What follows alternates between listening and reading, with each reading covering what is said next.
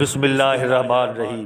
وطن عزیز پاکستان میں دینی، روحانی اور سیاسی خدمات کے حوالے سے اپنی ایک منفرد پہچان اور حیثیت رکھنے والے محسن ملک و ملت اور حر جماعت کے روحانی پیشوا اعلیٰ حضرت پیر سید سکندر علی شاہ المعروف شاہ مردان شاہ ثانی پیر پگارا ہفتم رحمۃ اللہ علیہ کی ولادت 22 نومبر 1928 کو پیر جوگوٹھ تحصیل کنگری ضلع خیرپور سندھ میں ہوئی تھی۔ پیر صاحب شاہ مردان شاہ سرزمین سندھ کے مشہور ولی، عارف اور بزرگ امام العارفین پیر سید محمد راشد روزہ دھنی قدس سرہ کی خانقاہ عالیہ راشدیہ قادریہ کے 7ویں سجادہ نشین تھے۔ پیر صاحب کے والد سید صبغت اللہ شاہ ثانی سورہ بادشاہ تھے، جو بر صغیر کی آزادی میں برطانوی راج کے خلاف مشہور مزاحمتی حر تحریک کے سالار تھے۔ پیر صاحب شاہ مردان شاہ ثانی کا بچپن انتہائی مشکل حالات میں گزرا۔ آپ 2 برس کے تھے کہ ان کے والد سورہ بادشاہ کو 1930 میں گرفتار کیا گیا اور سکھر میں کیس چلایا گیا۔ اس کیس میں سورہ بادشاہ کی طرف سے قائد اعظم محمد علی جناح وکیل تھے، لیکن سورہ بادشاہ کو 8 سال کی سزا دے کر ہندوستان اور بنگال کی جیلوں میں رکھا گیا۔ 1936 میں پیر صاحب سورہ بادشاہ آزاد ہوئے اور اس وقت شاہ مردان شاہ 8 سال کے ہو چکے تھے، لیکن ایک بار پھر سورہ بادشاہ کو برطانوی راج سے بغاوت کے جرم میں دوبارہ گرفتار کیا گیا۔ خانقاہ شریف پیر جوگوٹھ پر بمباری کی گئی، حروع کے خلاف مارشل لاء نافذ کیا گیا، کانسنٹریشن کیمپس میں ہزاروں حر محبوس کیے گئے اور سندھ اسمبلی سے حر ایکٹ جیسا صفا قانون پاس کیا گیا۔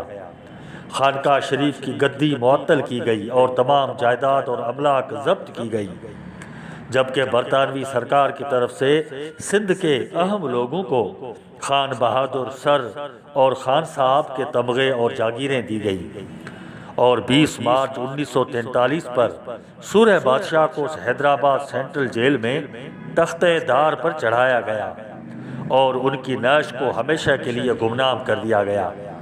پیر صاحب شاہ مردان شاہ اور ان کے چھوٹے بھائی سید نادر علی شاہ کو کراچی میں نظر بند اور پھر 9 سال تک علی گڑھ اور وہاں سے لیورپول، لندن جلا وطن کیا گیا۔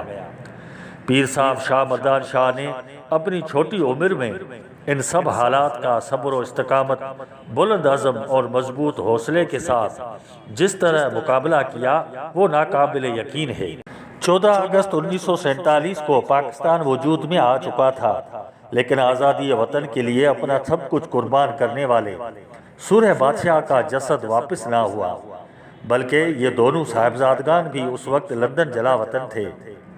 آخرکار وزیر اعظم لیاقت علی خان، پیر آف چناح شریف اور خانقاہ کے مخلص عقیدت مندوں کی کاوشوں سے پیر صاحب کی جلا وطنی ختم کرانے اور گدی کی بحالی کا فیصلہ ہوا۔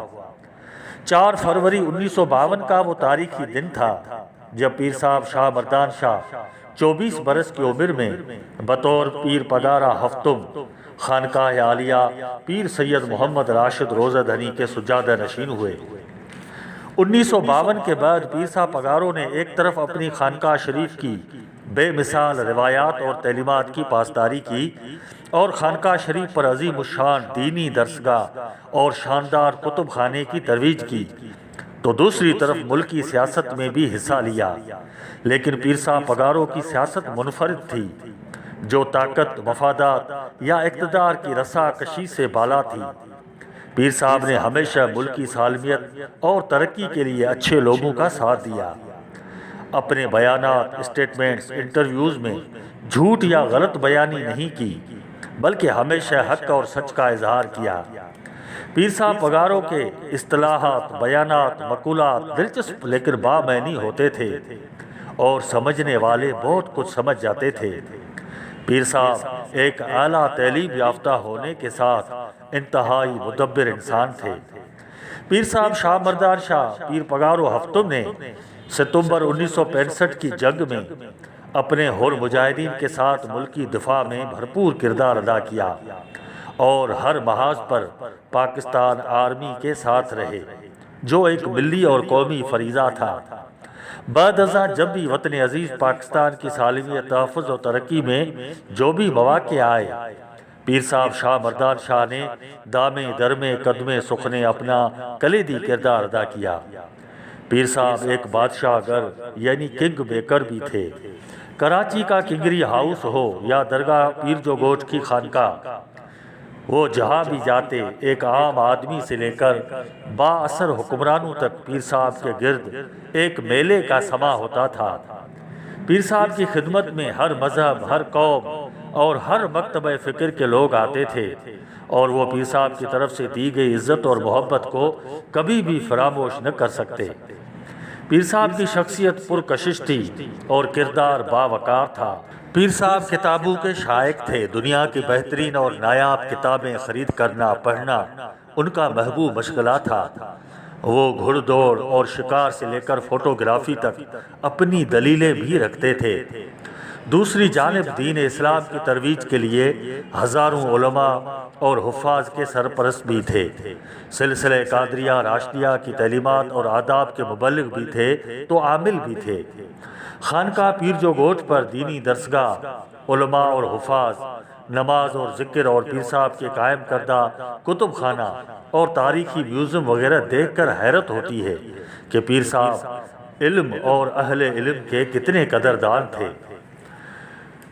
پیر صاحب کی دینی، روحانی، سیاسی اور سماجی خدمات پر متعدد صحافی، ادیب، دانشور، لیکھک بہت کچھ لکھ چکے ہیں۔ پیر صاحب کی زندگی ایک کھلے کتاب کی طرح تھی، جس میں جھوٹ، دھوکہ، ظلم، منافقت، خیانت یا کسی کی دل آزاری جیسا کوئی باب تھا، نہ کوئی چیپٹر۔ پیر صاحب تنقید کرنے والوں کو کبھی جواب نہیں دیتے تھے، بلکہ ایک خاموش عمل کے ذریعے انہوں نے ملت اسلامیہ اور وطن عزیز پاکستان کے لیے ناقابل فراموش خدمات سر انجام دی۔ صحافی پیر صاحب کے کارٹون چھاپتے تھے، لیکن آپ ان کو انعام دیتے اور کارٹون اپنی آفس یا گھر میں سجا کر رکھتے تھے۔ ڈاکٹر عبدالقدیر خان پیر صاحب کو مجاہد پاکستان کہتے تھے، جبکہ غازی صلاح الدین پیر صاحب کو ملامتی صوفی کہتے تھے۔ بہرحال پیر صاحب شاہ مردان شاہ نے ایک کامیاب اور بھرپور زندگی گزاری۔ آپ اپنے مریدین اور معتقدین کو ہمیشہ عبادت، نماز، ذکر الہی اور درود و سلام کی تاکید کرتے تھے۔ رزق حلال کے لیے جستجو، اولاد کی اچھی تعلیم و تربیت، اچھی صحبت اور پڑوسیوں کے حقوق ادا کرنے کی تلقین کرتے تھے۔ آپ نے 16 صفر 1433 ہجری یعنی 10 جنوری 2012 عیسوی کو وصال فرمایا، اور اپنے جد امجد امام العارفین حضرت پیر سید محمد راشد روزہ دھنی قدس سرہ کے روزہ شریف پیر جو گوٹ میں آرامی ہوئے۔ اللہ تعالیٰ پیر صاحب شاہ مردان شاہ کی مزار پر کروڑوں رحمتیں اور برکتیں نازل فرمائے۔